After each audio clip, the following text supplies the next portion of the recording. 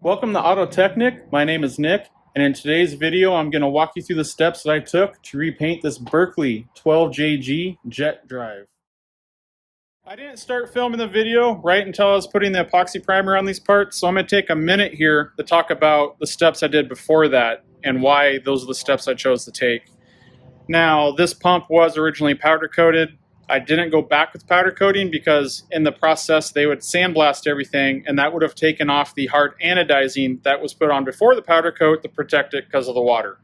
So I really gave it a lot of thought. I actually changed my mind several times in between powder coat, paint, but I ultimately decided to go with painting, mainly because I already had the epoxy primer, I had the high build primer, and I had the clear coat. All I had to buy was the paint, and it was a little bit of time. So once I removed the pump from the boat, I just took it apart, and there was a lot of chips on the powder coat and blemishes, so I just sanded those out and feathered them the best I could. I was using 80 grit 150, and then at that point is where I pick up on this video where I start applying the epoxy primer. The reason why I'm putting the epoxy primer on is to reseal the metal before the high build. The high build primer is porous. Water and moisture can get through it to the surface, so it's not an adequate protection. So the epoxy primer went on any areas that were bare metal, then the high build primer went on. So I'll go ahead and continue on with the video at that point. Here's the products I used. I didn't go all out. This is just local cheap stuff from my local auto body shop. 1 pint of just basic white acrylic enamel paint, my high solids, build primer, your basic clear, and the epoxy primer. Now again, these are all items with the exception of the paint that I already had. This pint of paint ended up costing me about $40. Granted, I paid for those other items, but they are for other projects and they've been sitting around. Rather than them expiring on a shelf, I decided to use them.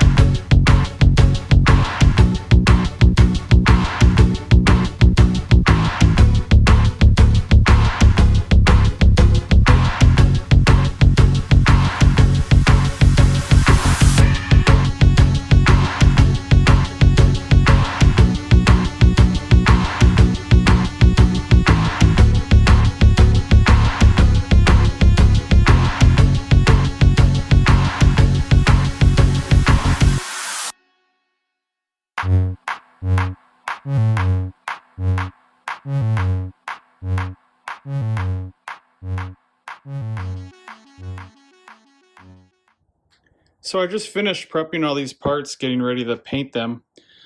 I actually sanded them down with 320 grit and then Scotch-Brited arrow over everything, and in the areas I couldn't sand, I paid a little bit more attention trying to get some of the chips smoothed out on them. And then I'm actually going to spray a epoxy primer over all the areas that are down to the bare aluminum to give it the protection since it'll be in the water. And then I'm going to spray everything with a 4-in-1 build primer so that way I can smooth it out a little bit. Some of these castings are pretty rough and through the years they're pretty beat, so I'm just hoping to make it look a little bit nicer. I'll probably hit 2 or 3 coats of that, let it dry, and honestly my plan is just to Scotch-Brite it out after that and then throw a new coat of white paint on it. I didn't take the ID tag off the suction housing because of the rivets. They're pretty specific and I didn't want to deal with that, so I just masked it off. Really pretty minimal masking on the rest of the components. So I'm going to go ahead and get everything wiped down with wax and grease remover, tack rag it, and then I'm going to go ahead and start with the epoxy primer. Unfortunately, the epoxy primer I have is black, which is not the best color since I'll be going back to white on this, but it's what I have, so it's what I'm going to use.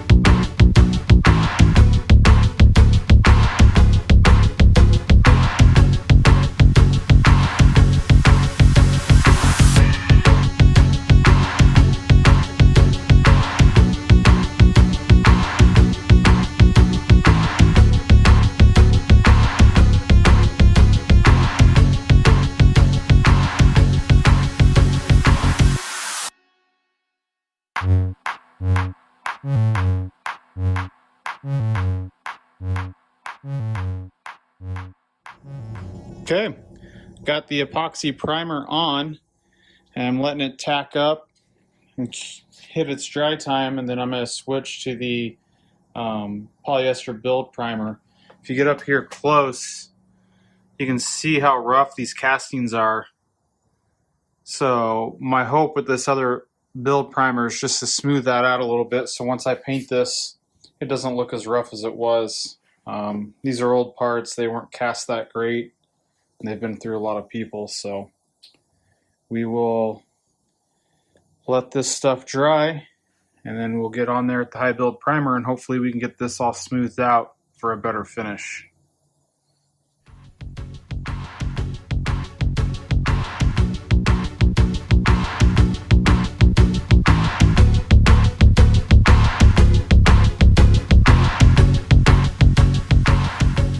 We're at 2 coats of the build primer on these parts now. And they're starting to look pretty good. It's getting pretty late tonight, so I'm going to go ahead and let this flash off, and I'm going to give it its 3rd coat, and then I'm going to go ahead and call it a night, and we'll come out and continue on with this on another day. So far it's looking pretty good. Like I said, these castings are just pretty rough. I'm not looking for perfection, but I just want to make it look the best I can before I paint it. Give it a good effort. So I'm going to go ahead and get this 3rd and last coat on for today, and we'll come back and see how it looks after that. Alright guys, so here we are. It's another day. Parts currently right now are sealed. So after I put the build primer on them, I ended up sanding them with 220, wet sanded them, and then just went over that with Scotch-Brite, and that was actually good enough. And once I sealed it and once I put the paint on it, there won't be any scratches or marks, and it will work for what we're doing. On the back side of the transom cover, I've already painted it, and I was able to kind of test out my theory, make sure that doing the wet sanding with 220 and then putting the Scotch-Brite over it, that I would not have any sanding scratches show through. So I got all the parts ready to go. They're all ready to be painted. So I'm going to get some paint mixed up and start putting color on. You can see that everything's pretty smooth. I got all the imperfections and chips worked out of it. And considering most of these parts won't be seen, I think it'll be pretty good. Get a new coat of white on it and get them back in the boat. So just bear with me here for a second and let's get some color on it.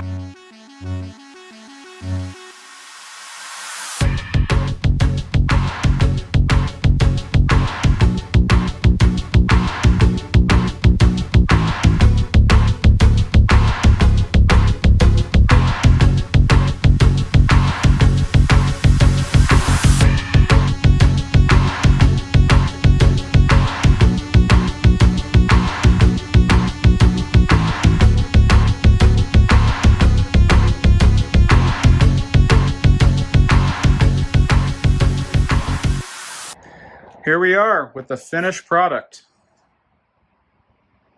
Everything's painted. I got the accents done on the transom cover, the reverse bucket, and the pump. And it looks a million times better than what I started with, the old chipped powder coat. Now I'm aware earlier in the video I said that I was just putting a single stage paint on this, but is what happened when I was putting the orange on the Berkeley of the pump. I first attempted to do it with this small roller here, and it actually got paint up on the side of the pump body. And when I tried to remove the paint, it actually started damaging the paint underneath, the white paint underneath. So I ended up repainting the pump, getting it all white again, and then I had leftover clear from a previous project.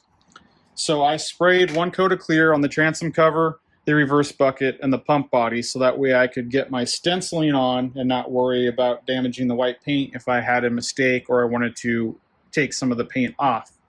I just used regular spray paint for the transom cover and the pump body. The reverse bucket is actually a sticker that I bought. And after I applied the sticker, I ended up putting probably, I think, 3 more coats of clear over the reverse bucket. So buried that sticker in there. It'll give it good protection, UV protection. It looks really good. So real happy with how that came out. Now the method that I ended up doing to actually get the raised letters painted is I used some felt furniture pads and I stuck them to the end of this X-Acto blade and just sprayed some paint in here and just slowly dabbed them on and worked it on. And that I had much more control and it came out quite a bit better. So after I got just like the reverse bucket, after I got the highlights done, I did end up clear coating all the parts. I mean, I was already doing it. I already had the clear mixed. I was there.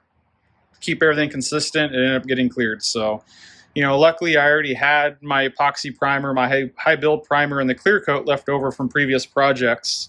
So the only thing I really ended up buying for this project was the actual white paint, which is a pretty minimal expense for a quart of the paint. You know, I'm probably out about $40 on that. So all in all, came out good. I'm happy with it and